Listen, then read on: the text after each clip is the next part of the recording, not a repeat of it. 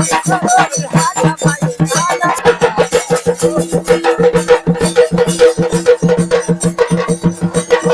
रंग महोत्सव भोपाल में चल रहा है और हम जोगी डेरा पर बैठे हुए हैं और ये सब कलाकार हमारे बीच हैं जिनका मधुर संगीत आपने सुना है।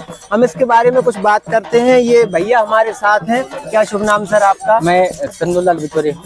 कहाँ से हैं आप? महाराष्ट्र जालना से हूँ। महाराष्ट्र जालना। टीम के साथ समन्वय के रूप में जी यहाँ पधारा हूँ। ये जो अभी गाया जा रहा था इसके बारे में कुछ बताएं हमें। ये देखिए जोगी से संबंधित है और ये जो सारंगी उन्होंने बजाई ये नाथ संप्रदाय से लेकर है। तो ये जो गा रहे थे ये ईश्वर से एक आराधना कर रहे थे कि तेरी छाया मेरे सिर पर सदैव रहने दे और मेरे हाथों से माता पिता की सेवा होने दे, समाज की सेवा होने दे।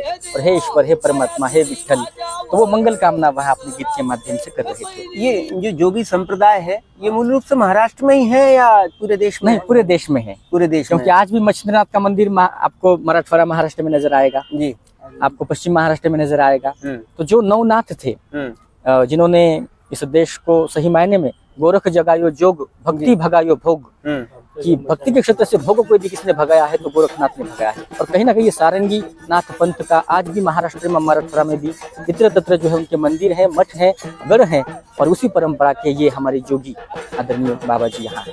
जोगी का होने के बाद ये पोतराज है। तो महाराष्ट्र में देवी की आराधना भी की जाती है नृत्य के साथ। हाँ, तो जो 52 शक्तिपीठ है उनमें से लगभग 1 दर्जन के आसपास शक्तिपीठ हमारे महाराष्ट्र में आप देख सकते हैं। उन्हीं में से जैसे कि तुलजापुर की तुलजा भवानी है, कोल्हापुर की महालक्ष्मी है। उसी पद्धति से आप देखेंगे कि एक मराठवाड़ा महाराष्ट्र में एक गांव है वरखेड़ की जहाँ पोतराजों का मेला लगता है 1 साल में। तो ये देवी की आराधना उपासना करते हैं। तो उन्हीं में से ये जो है उनके पास हाँ पोतराज, तो देवी के जस या गीत गाते हैं घर घर जाकर समाज को एक प्रकार से। और ये यंत्र ये क्या है? ये जो दादाजी बजा रहे हैं सारंगी है। ये सारंगी है। ये हस्त निर्मित है क्या? ये हाथों से बनाया हुआ है। अच्छा हाँ। में आप देखेंगे कि वो कुछ ऐसे ही हम इससे नहीं बनाया, कृत्रिम नहीं है। एकदम से मनुष्य ने लोग मिलते हैं, कुछ कहीं कुछ लकड़ी है या कहीं तार है उससे बनाई जाती है उपलब्ध चीजों से। और ये एक तारा कहा जाता है। एक तारा कहा जाता है। एक तारा और इसे तुनतुना भी कहा जाता है मराठी में। अच्छा हाँ, तो जो आपको जागरण गोंधल जो होता है तो उसमें गोंधली एक प्रकार होता है। तो गोंधली बुआ जो है उसे बजाते हैं। गोंधल जागरण यानी कि जगाओ, सोए हुए को जगाओ, जागरण। हाँ, जागरण, जागृति जिसे हम कहते हैं, या जैसे भजन कीर्तन रात रात भर होता है। उसी परंपरा की है। शादी ब्याह आज जब भी महाराष्ट्र में होती है तो उस परिवार को जो है वो जागरण गोंधल करना पड़ता है। और ये जो दोनों चारों चीजें ये दिख रही तो ये देवी का है। ये देवी का है। अच्छा, ये यूज करते हैं। इसे क्या कहते हैं गुरुजी? हाँ, 60। अच्छा, और ये शंख हो गया। और ये बाजू में ये क्या है? कटोरी बजाने की। ये बजाने की कटोरी है। बाजू में ये ढपली है। ये खंजड़ी है।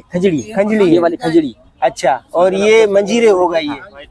और आज वर्तमान में स्थिति क्या है आपकी इस लोक कला की? अब देखिए ये तो लुप्त होने की कगार पर है। अच्छा, अब इसे शासन प्रशासन नई पीढ़ी इसमें नहीं आना चाहती क्योंकि ये घुमंतु समुदाय से जुड़े हुए लोग हैं जी। इधर उधर से भटकते हुए इस डेरा यहाँ जमा दिया, आज यहाँ डेरा है, कल इस गाँव में होगा, और अपने जीविकोपार्जन के लिए कब तक दौड़ते रहेंगे। तो अब नई पीढ़ी पढ़ रही है, लिख रही है, आगे बढ़ रही है, बिजनेस व्यवसाय कर रहे हैं, तो उनको लगता है कि अब हम सेटल हो जाए।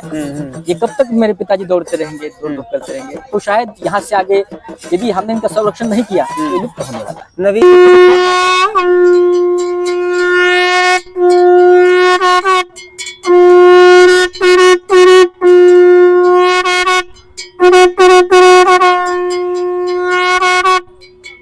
बहुत सुंदर, बहुत बढ़िया जी।